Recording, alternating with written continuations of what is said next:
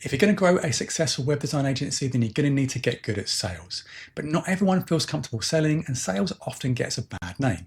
But sales doesn't have to be scary, and I'm a strong believer that if you follow good sales practices and act with the client's best interests at heart, then everything else should fall into place. In this video, I share the 6 components that I think make up a good sales process. Hi, thanks for joining. If you're new to this channel, I'm Rich Dean, a web designer and developer, former web agency owner, and author of the book series Start, Grow and Sell Your Web Design Agency. My goal is to help anyone looking to start, grow, and sell an agency to save time, earn more money, avoid the common mistakes and pitfalls, and build a thriving and valuable business.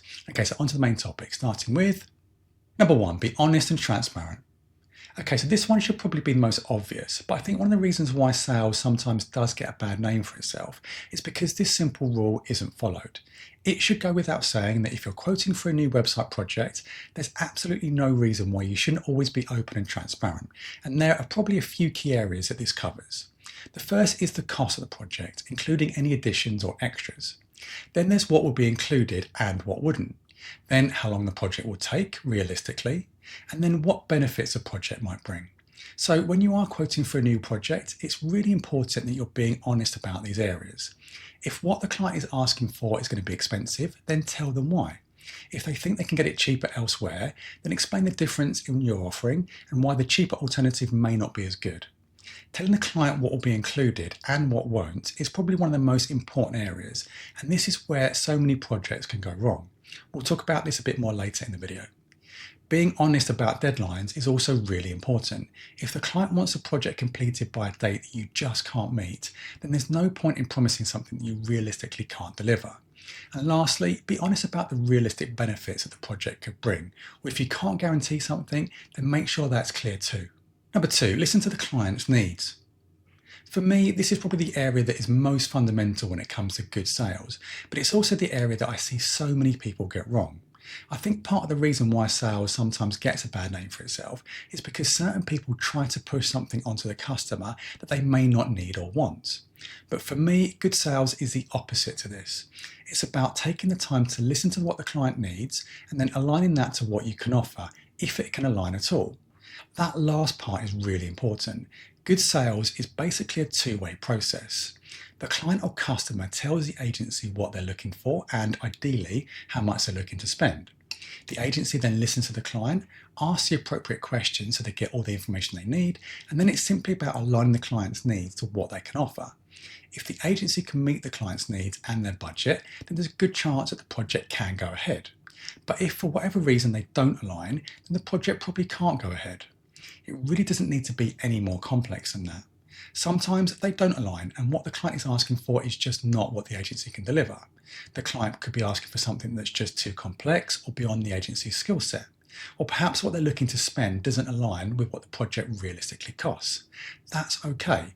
Not all sales can be successful, and you'll never win all the projects you quote for.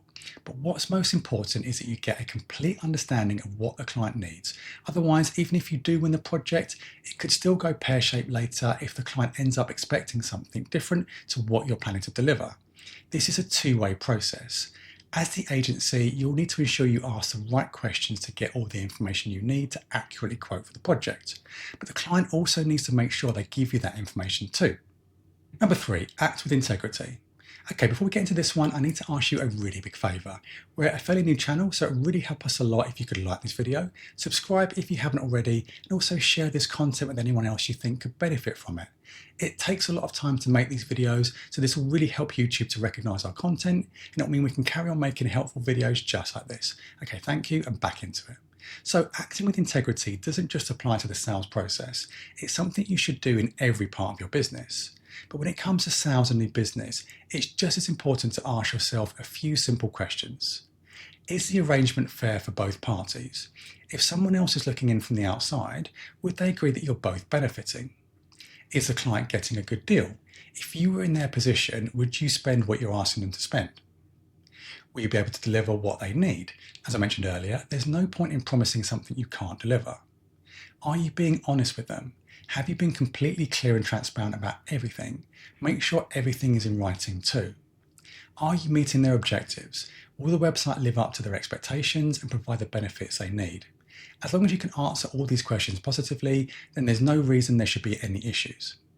Number 4, be clear about what you can deliver and what you can't. As much as the sales process is about telling the client what you can do for them, it's also vitally important that you're clear about what you can't. If what the client is asking for is unrealistic or unreasonable, then don't be afraid to tell them. And don't worry if that means you won't win the project. There will always be plenty more new business opportunities out there.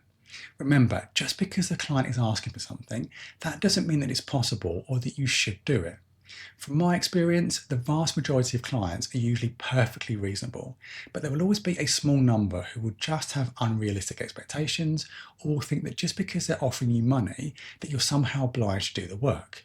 Those are obviously the kind of clients that you'll want to avoid, but that's why it's far better to have these honest, open conversations up front before you get into the project. Number 5, give as much information as possible. Okay, so once you've gone through those initial conversations with the client and you've asked all the right questions to gain all the information that you need, it's imperative that you give as much information to the client as you can. One of the hardest parts about selling websites is that you're trying to sell something that has not yet been created, which opens up huge opportunities for ambiguity or mixed expectations. It's not like trying to sell something like a car or a house, where the customer can see the thing and inspect it in detail. With a website, it doesn't exist yet. So the best way to try and deal with this is by making sure that your quotes and your proposals are as detailed as possible. And I mean really spell it out in terms of all the features and specifications that the website will have, and again, what it won't have. Get all this down in writing and get the client to agree to it. That way, if the project does go ahead, there should never be any ambiguity about what the new website will do or how it will work.